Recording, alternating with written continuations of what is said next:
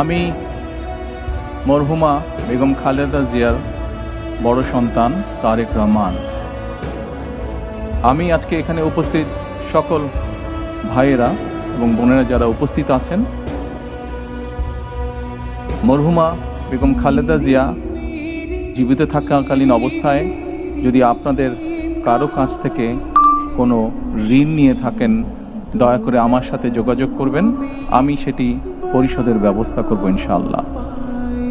একই সাথে উনি জীবিত থাকাকালীন অবস্থায় ওনার কোনো ব্যবহারে, ওনার কোনো কথায় যদি কেউ আঘাত পেয়ে থাকেন, তাহলে মরহুমার পক্ষ থেকে আমি আপনাদের কাছে ক্ষমা প্রার্থী। দোয়া করবেন আল্লাহ তাআলা যাতে ওনাকে বেহেশত দান করেন। আসসালামু আলাইকুম।